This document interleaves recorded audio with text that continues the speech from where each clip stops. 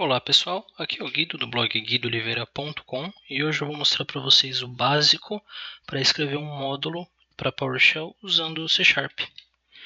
Vocês vão precisar do Visual Studio instalado, tá? Desde a versão 2010 já é possível usar. Eu estou aqui com a versão 2015. Vamos lá, eu abri aqui o Visual Studio, a gente vai em File, New, e o módulo de PowerShell ele é uma Class Library. Eu vou colocar aqui um nome para o meu projeto, vou chamar de Demo Guido e eu vou dar um OK. O Visual Studio vai criar toda a estrutura de pastas, os arquivos de solução do projeto, para eu conseguir começar a escrever o módulo em si. Uma vez criado o projeto, eu vou precisar adicionar a referência do assembly do PowerShell, que ele não tem aqui. Para isso eu vou precisar do NuGet, caso vocês não tenham o SDK do Windows instalado. Então, eu venho aqui em Tools, NuGet Package Manager de console. Eu vou digitar aqui install package system.management.automation. Dou um Enter. Ele vai começar a resolver aqui as dependências e adicionar a referência para mim. Adicionou com sucesso. Agora eu posso só colocar aqui na minha referência using system.management.automation. Aqui dentro do meu namespace, ele vai ser o módulo. Então, qualquer classe que eu criar dentro desse namespace pode ser um comando ou não. Eu tenho aqui o meu arquivo de classe e o nome da classe. Este especificamente é irrelevante, mas é legal deixar um nome relacionado ao comando para ficar com uma certa consistência. Esse aqui que a gente vai colocar vai chamar getHello. Eu vou renomear aqui o meu arquivo para getHello também. Legal. Agora, eu vou para ele entender que é um comando, eu vou colocar aqui commandlet. E eu tenho que colocar aqui o meu nome do comando, um verbo e substantivo, que é o padrão do PowerShell.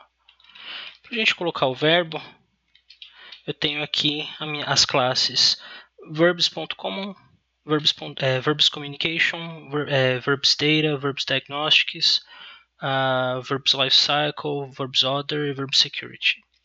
Eu vou colocar o common e aí eu tenho aqui o get. Agora eu preciso colocar o substantivo. Nesse caso vai ser hello, que o nosso comando é getHello. A minha classe ela tem que herdar da classe commandlet ou da classe psCommandlet. A classe psCommandlet ela é mais complexa porque ela, além dela usar mais recursos do sistema, ela deixa acesso total ao run space do PowerShell. Então você consegue ir muito mais longe com ela. Via de regra, somente a classe commandlet já atende à necessidade. A gente vai colocar aqui agora dentro da classe o primeiro parâmetro. Eu vou colocar aqui entre colchetes parameter. E aqui dentro eu posso colocar, por exemplo, a mensagem de help, se ele é mandatório ou não. Nesse caso vamos deixar que sim. E aqui vai ser uma public string name.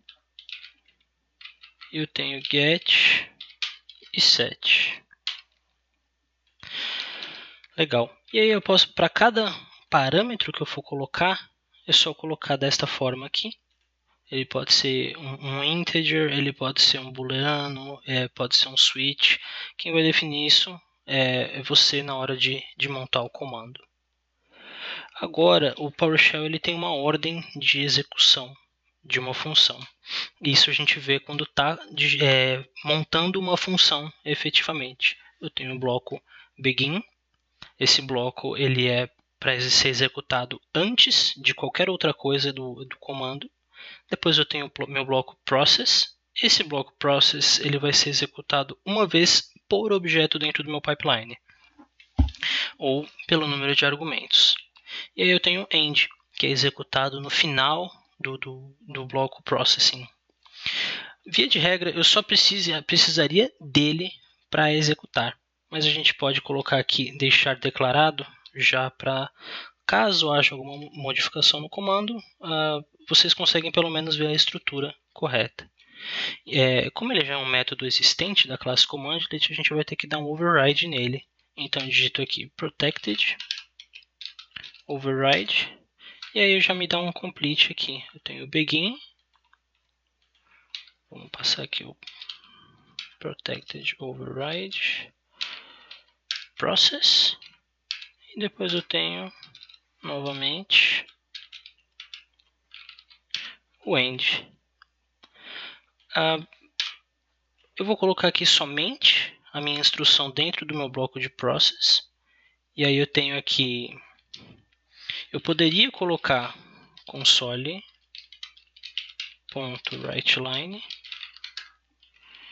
e colocar a minha string para eu printar, mas como a gente trabalha com objetos em PowerShell, quando a gente herda a classe CommandLet, eu tenho aqui write command detail, debug, error, object, progress, verbose e warning. O que eu vou escrever é um objeto. Esse objeto pode ser uma string. Eu vou colocar aqui hello.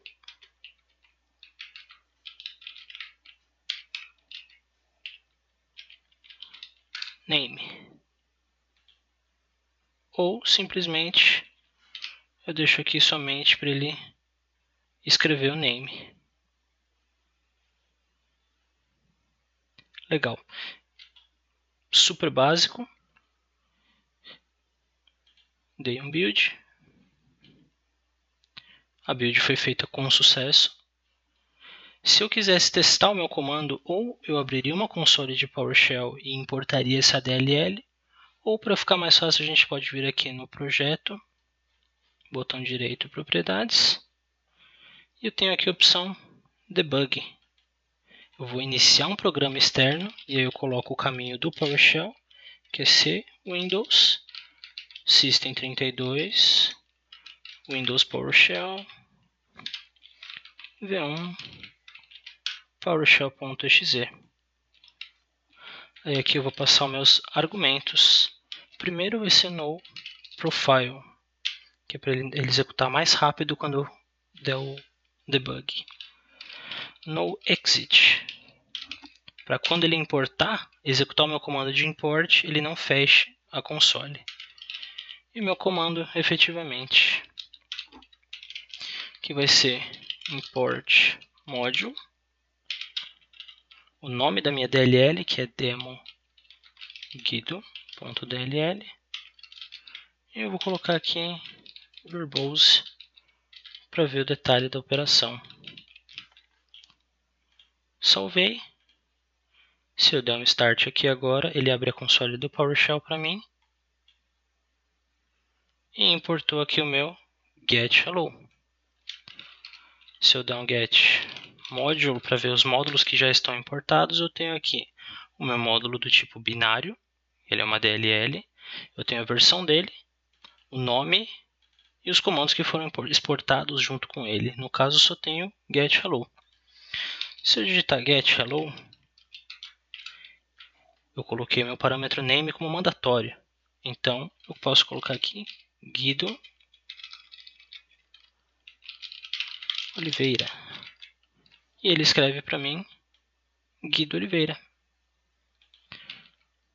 Se eu colocasse aqui, por exemplo, get hello name blog demo, ele escreve para mim blog demo.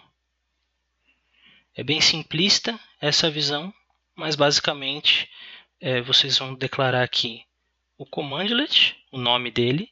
Isto é o que importa para o nome do comando, não esse nome da classe. Porém, ela tem que herdar da minha classe commandlet ou PS commandlet.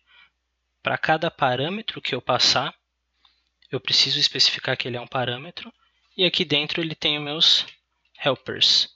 E aí você tem um autocomplete. Por exemplo, para aceitar o valor do pipeline, ele é um booleano, então eu coloco aqui true.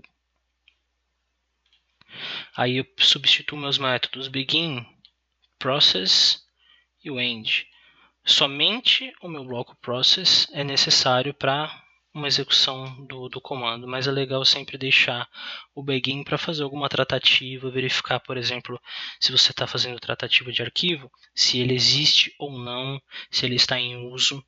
E aí depois do end, por exemplo, se eu estou fazendo um comando para fazer query SQL, fazer o dispose da conexão, executar o meu garbage collection para ter uma performance legal e ele finalizar as minhas conexões, não deixar nada pendurado. Tá ok? Espero que vocês tenham gostado e até a próxima.